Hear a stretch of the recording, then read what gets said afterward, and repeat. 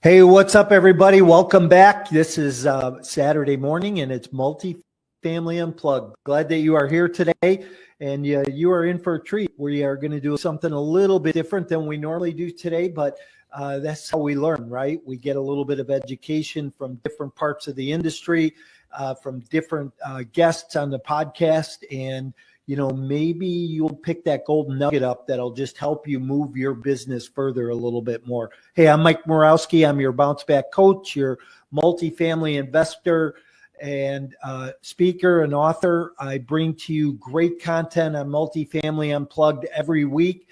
We have a guest where you have the ability to chime in, ask a question, or send a message throughout the week, and we'll get those questions answered for you. Hope that you are enjoying your weekend and being intentional about whatever it is that you're doing, whether that's family time or you're still doing some work this weekend, or you are just taking some time off and playing. So whatever it is, I hope that whatever that is, that you are being super intentional about it, because when we are intentional and we are really clear on what we are trying to accomplish, it just helps us get there.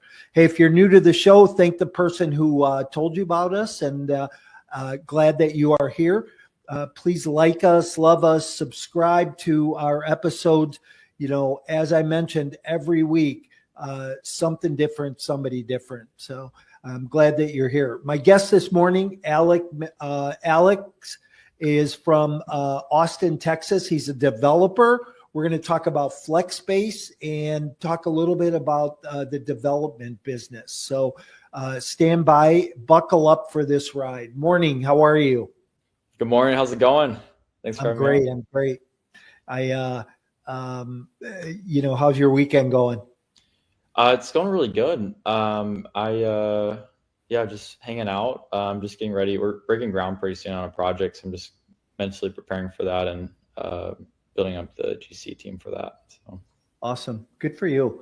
I'm excited to hear a little bit more about that project and what else you guys do. So, traditionally, we talk to multifamily investors, but I always like to bring somebody who does something a little bit different on, because one thing I know over I've been in the business 30 years, and over that time, learning something different from somebody who does something else really can help you improve in what you're doing. And I always think that's awesome. So, hey, before the show, we were talking a little bit about the rain and the storms and that Texas had.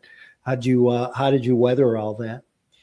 I enjoyed it. I didn't even know that the floods were happening. I was just watching fireworks from my house in the rain. I don't know how they're shooting fireworks out in the rain, but it was pretty cool. So wow, that's pretty interesting. Out here in Texas for fireworks. So I don't know that I've ever seen fireworks in the rain. So, hey, Alec. So whenever I start my show, I always ask one question, and that question is, in one word, what best describes you personally and professionally?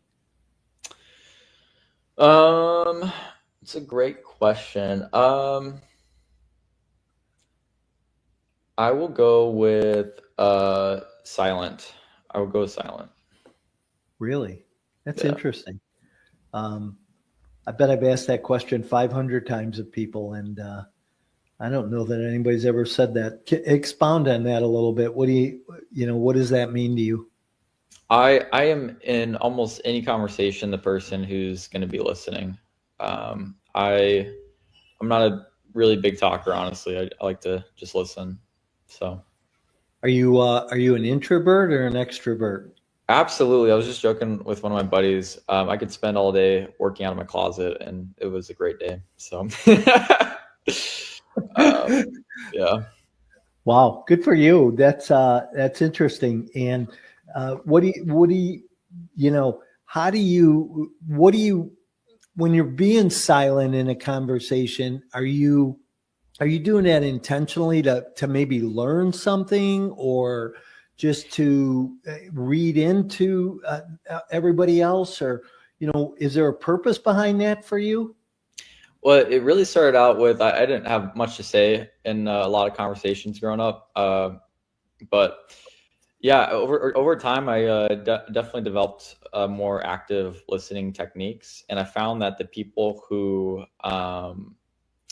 listen the most will make the most. I found that to be the case. So I ended up being a quality that was helpful for this particular field. So So the people that listen the most make the most? yeah, You mean profit wise?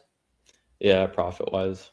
Well, interesting. This is going to be a pretty quiet call then, I think, for both of us, because I'm going Yeah. to want to hear what you have to say. So,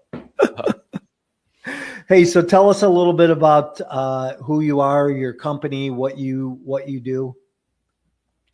Yeah, so I'm the CEO and founder of Land Play. I am a land developer and do land entitlement. I find good land sites, raw land sites. I entitle them, and then I build on them. You know, it's interesting. I had a call from one of my coaching clients this week, and he's looking at a piece of land in Nevada, Ooh. and he was asking me about price per acre to build multifamily on it. And I said, geez, I have no idea. I don't do anything in the land space, right? What do Yeah, are you seeing consistency in pricing across the board for raw land, or are yeah. you? That's the funny thing about land. It's very hard to price because it's the developer who can pay the most for it. That's what the land is worth. So, and sometimes the developer who can do the most with the land might not see that opportunity because it's such a niche product or niche piece of land. Like for example, industrial land goes all over the place out in Northern Virginia. That's a market that I've built in. If it's near a substation, it can go for almost 3 million an acre. If it's like the flex type of product that I want to do, you generally want to spend probably around like $4 to $9 a foot, for example, just depending on entitlements and if the location's good. Yeah. So it really comes down to what's highest best use for the land and how much can that person actually pay for the land. So, do you go vertical on anything? Yeah, yep, that's fine. Yeah, I entitle it and then I go vertical. You do. Okay. So you don't just resell that land, then you build on it yourself. Yeah, that's actually a tough thing for me right now because I have a buddy of mine. He he bought this piece of land for it was a 12-acre piece. We're gonna do a retail development on it. He bought it for 400K, and now it's probably worth like 8 million. And it's like, should he just sell it or should we just build on it? Like it's hard. And I just got a deal under contract out in New Braunfels. I think I got it for like a million and a half under market. Just looking at comps in the area, somewhere in that range. We need an appraiser to actually verify that, but it's like, okay, I could make a million right now if I just sell it, or should I build on it? So that's always it's a different business model, but I like that business model. So You know what's interesting is yesterday I had this another one of my coaching clients yesterday. I have a developer in Atlanta that I work with, and yeah, we were talking yesterday, and he had bought 20 acres of property, and when he bought it, he was under the impression that it was that 10 acres of it was was a water play, and he wasn't going to be able to build on it. So he had some people go in and start clearing the land and realize that it wasn't in a flood zone or wetlands, and that he could build on it. So, he said, hey, I could probably sell this today and make $1 million. Or if I hold it for a couple more years and we go vertical on it, we can probably make $6 to $8 million. And the simple question comes down to, well, do you need the $1 million today, or are you better off holding out for 4 or 5 years to get yeah, the bigger play?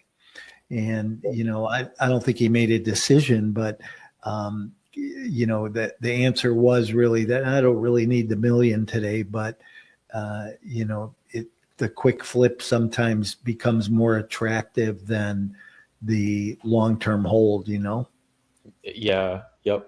I see that. So, hey, so tell me what's going on in Northern Virginia, because you're in Austin, Texas, but it sounds like you're doing land stuff in Northern Virginia. What's going on there? I'm asking because I want to know if that's a market we should be looking at, right? Oh, it's a phenomenal market. Man, it's a crazy market. What type of asset do you build? Are you mostly doing multifamily, or are you open to a lot of different things? Yeah, we buy value add existing product, and typically below replacement cost, right? And then go in and reinvent them. For a great value add market, I'd do Richmond, Virginia. Actually, you'd find those old junky cities that are so growing for that's the best place to do value add. And Richmond is like an old, I don't know how to describe it. It looks like one of those punk rock concerts when you go down there. A lot of street art and dilapidated buildings and rust. And I think there's a lot of deals to be made down there. I frequently talk to people who will like get a building under contract for like pennies on the dollar, and then just fill it with tenants and then flip it right there. So Richmond, Virginia is a really good spot for value add. I found this at like in markets where you can develop a value add might not be the best in the best development markets. And that's not always a perfect science, but that's just what I found. Like in Austin, it's kind of hard to find value add. But there's a lot of development opportunities. There's actually too many development opportunities. That's the issue down here. Everybody has a great opportunity, not enough capital. So it's just probably a good issue. Yeah, it's interesting. Whenever I talk to people who are, do a lot of business and are a little bit more on the successful side, whatever city they're in, they typically don't do business in that city. They're somewhere else. Like I lived in Chicago forever and never did business in Chicago. Interesting. And I think that for some reason, we see opportunity outside of where we are. Versus just our home base, right? Yeah, that's actually really true. Because I'm originally from Minnesota, and I was just so sad I was in Minnesota. I'm like, man, there's not a lot of. I mean, Minnesota's a great spot for value add. I was like, this is not a spot for development. I was so bummed. So Minnesota's a good market for multifamily. Is it really? Yeah, Minnesota's been hot the last couple of years for multifamily. But so it's interesting too between the asset classes, right? Like multifamily might be really good in one market, and flex space and retail and office might not be. Where it could be flipped in other markets as well. Yep. I've noticed that pattern too. It's so interesting. It's really interesting. So I can't explain why that happens or how the development cycle happens that way, but it is very interesting. So let's talk about flex space a little bit. When you say flex space, what do you mean by flex space? Yeah, I guess there are a couple. I was on a podcast, I think yesterday or 2 days ago, and somebody's like, is that where you put multifamily on top of a retail? I'm like, yeah, that is actually, that you could consider that flex space. Some people will market as flex space. But when most people talk about flex space, they're really talking about warehouse and office. And it's called flex space because it's very flexible. You can have it be all office, or you can have it be all warehouse. Generally, if I were to do a spec build, I'd do like 10% office and 90% warehouse build. That's kind of what most tenants need, but I can do TI to increase that if needed. So do you sell everything you build? So some hold, some sell.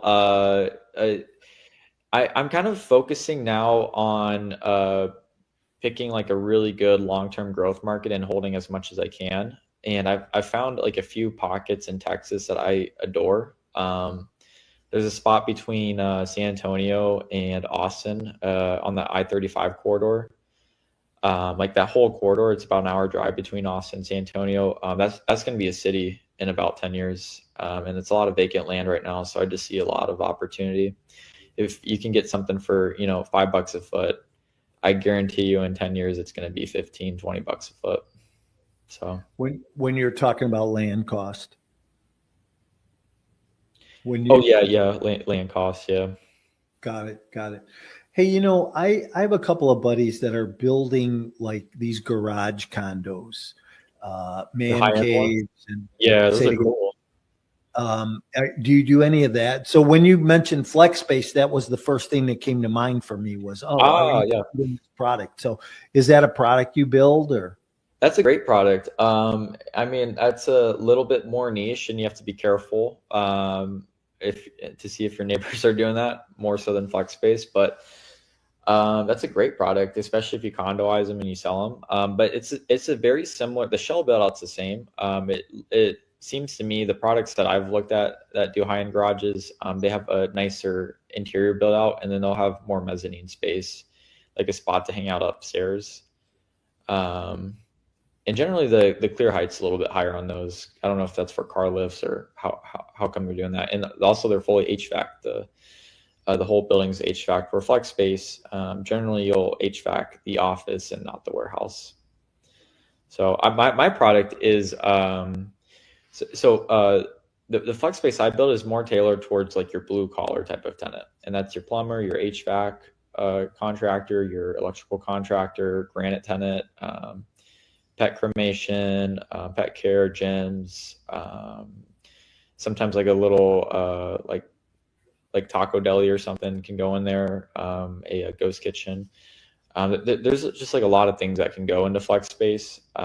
There's a high it's one of the cheapest type of product to build, and there's so many type of tenants that can go in there who can't quite afford retail or office space. And what's the construction, on those? Is it all like block or is it aluminum? Yeah, I'm seeing that red iron is the most popular right now. It was definitely the cheapest prior to the tariffs. I'm actually going to be ordering metal buildings pretty soon, and it's going to be very interesting to see how much metal buildings went up with what the tariffs. Yeah, I see. So red iron is very popular. Tubular less so. That's another type of metal build out. I couldn't tell you the difference, but they just look different from. That's about all I know about tubular. You can do concrete, precast, or tilt up. Generally, you see those more for the bigger warehouses, but you will see them for the smaller flex space products too. You can also do a stick build. Those aren't very popular because if a truck, hits one of the sides, that could really damage your frame. And a lot of tenants don't trust that. You can also do, I have a friend of mine who's doing SIP panels right now.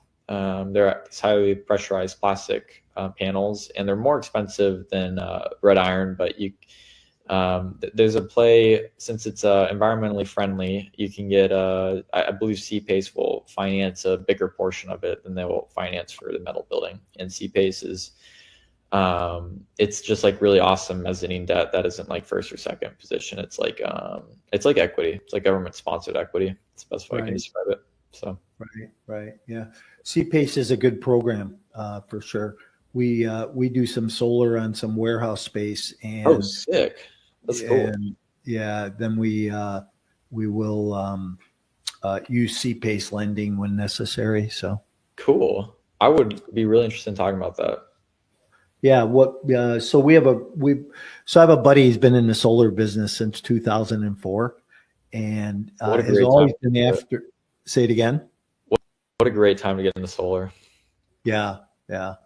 And he, he'd been after me to put solar on multifamily, and it just doesn't work. There's too many tenants, too many moving parts, So we started looking for single tenant, single use storage facilities like warehouse space, light industrial, small manufacturing.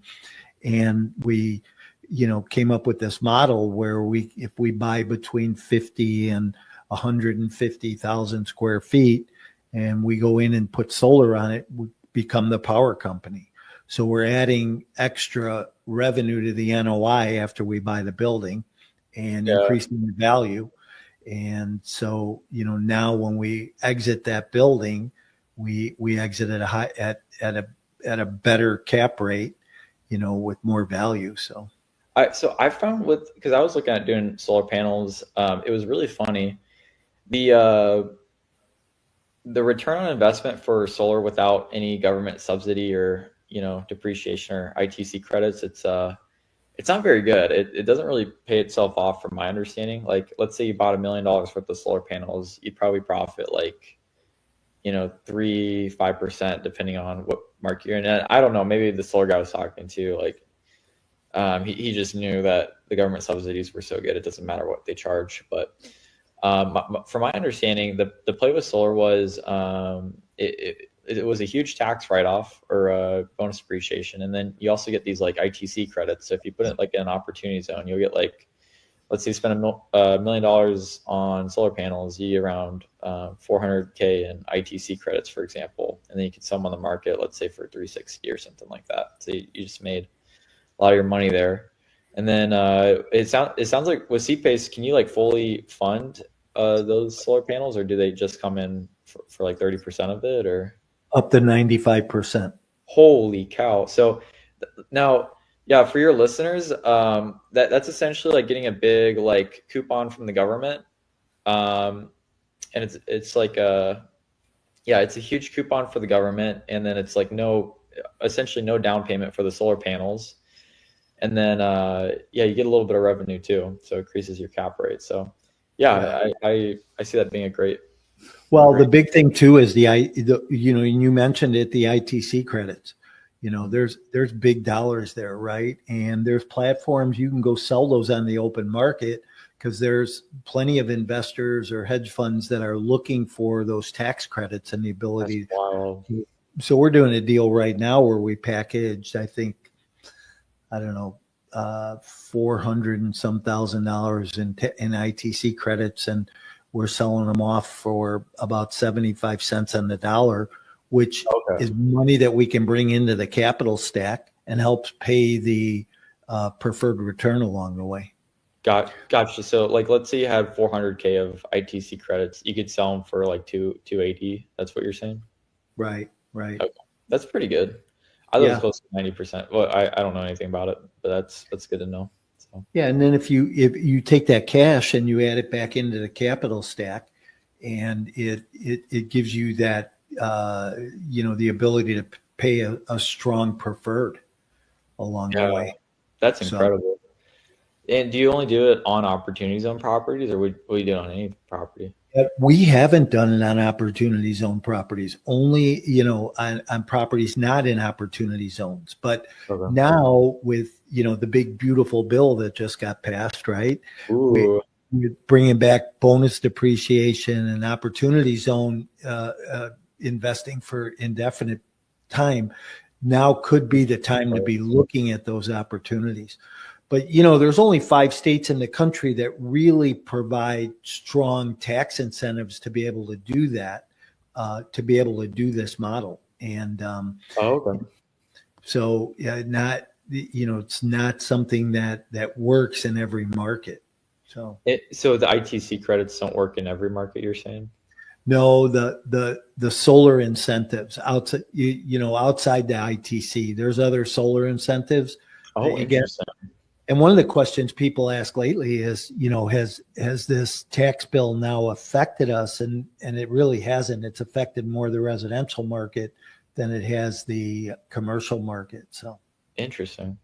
Yeah, it is. For an hour. That's so I know, right. And my buddy, a longtime friend, is my partner, and he's in the solar business, and he's just really, he brings a lot of value to the partnership from that aspect of the green energy and the renewable energy and that. So, hey, I want to circle back on FlexSpace for a minute, because I think I alluded to, I know somebody building this product in northern Wisconsin, and they're building it with higher garages, and it's a frame built building, and brick veneer, what they're doing though is he's building like 4,000 square feet for like 150,000 and selling 2,000 square feet for 150. So he's really doubling his investment dollars. And I was going to do the math. That's interesting. And these are people that are car buffs. They're people who have boats to store, small contractors, HVAC contractors, plumbing contractors. But he just sold one of these to a guy who wanted to put an indoor pickleball court in. Yeah, those are blowing up. Yeah, so that was kind of interesting. But those are blowing up. Yeah, there's some really interesting models out there. And what I want people to understand this morning is that, it's not just multifamily, it's not just single family or office, but there are multiple opportunities in the real estate space. And pick what you have a passion about. Go do something, whether it's development or you're buying to hold. It's all how do you want to play the game, right? Yeah. So, hey, how about is everything you do you guys self-fund, or are you raising capital, private investors? I'm doing my first 506c for the new Braunfels deal. That'll be around 120,000 feet of flex space. I'm doing the first two phases with the 506c syndication, and then I'll probably do phase 3 and 4 with another syndication. But I wanted to give investors, hey, we can get you we're going to target 22% IRR, 12% pref, and we're going to get your money back in 24 months. I really wanted to give them like a short, quick, nice product. And if they want to invest in longer, there'll be more phases for the next 3 and 4 phases. But yeah. So you're getting your investors to a 22 IRR, and you're paying at 12% pref along the way. Yeah, I mean it's not like a cash flow pref. It's going to be whenever the building's cash flow, that's when I can start giving out distributions. Okay. That makes sense. So that's what they're guaranteed before the waterfall starts, essentially. So got it. Interesting. Well, how have you found it raising capital these days?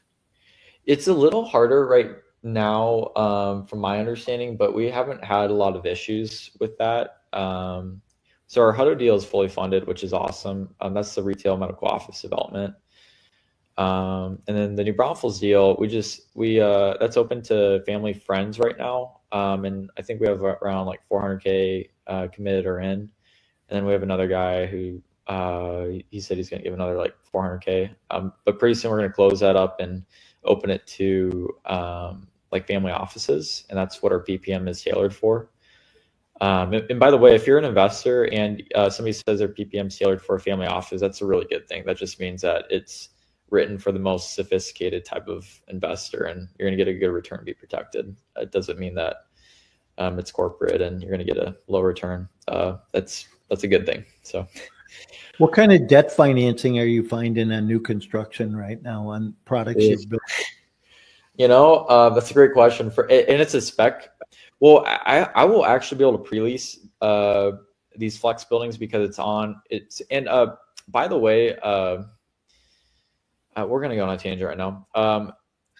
So flex space, like you mentioned, there's a lot of like different niches you can do. You can do the high-end car garages, you can do pickleball courts, you can do the HVAC plumber. I'm seeing that the best play right now for flex space is to do what's called retail flex and have outdoor storage. And that's building flex space on a major road that should be a retail site. And the site might not have enough sewer, or for whatever reason, it's just not retail quite yet. But your flex space tenant will pay like $3 a foot more just to have that visibility. And then you put outdoor storage on it. Nobody in town is building outdoor storage with flex space. So it just makes it a very unique product that nobody has, that everybody wants. But yeah, that's the type of product that I'm focused on for flex space. That is going to be very easy to pre-lease. If I was building like traditional, 2,000, 4,000 square foot bays out in an industrial park. That would be a little bit harder to do in Austin. That's probably doable in Dallas or some other markets where it's harder to find land. But in Austin, where there's a lot of land, it's a little bit harder to do that right now, because that product, I think, is in the process of being built up pretty well. So, yeah, interesting. Well, good. Well, listen, I appreciate you being here this morning. We're kind of winding down here. What advice would you give a new investor today?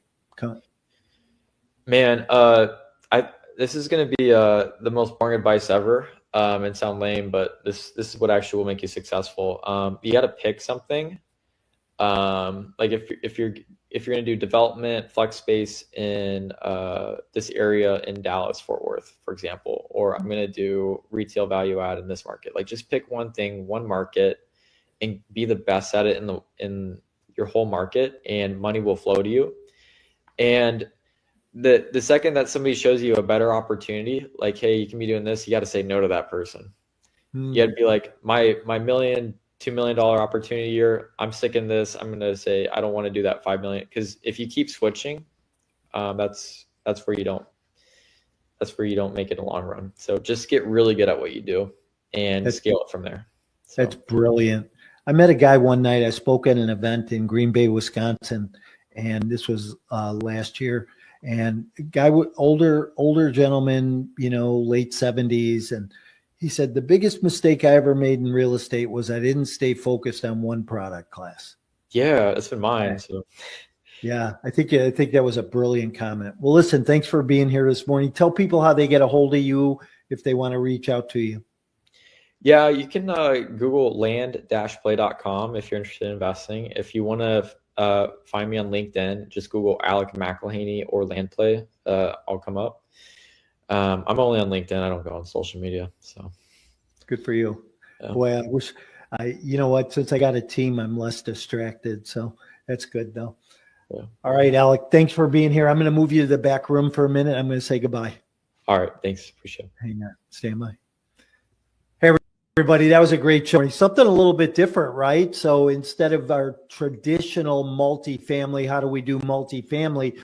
This was a little bit different from the development aspect, and, different products that you could build, how to use land, how to, manage going vertical on that land or just flipping the land. So a lot of good nuggets and insight into this morning. So, you have any more questions, you can reach out to Alec. He'll be able to walk you through some of that, and maybe there's some opportunity there for you. But remember, we're here every Saturday morning. Also, just as a reminder, coming up October 16th and 17th, my 6th annual multifamily virtual summit.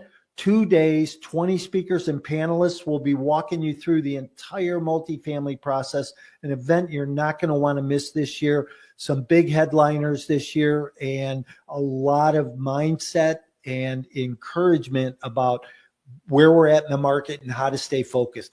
Have a great week, everybody. We'll look forward to seeing you next week. If you need anything, don't hesitate to reach out.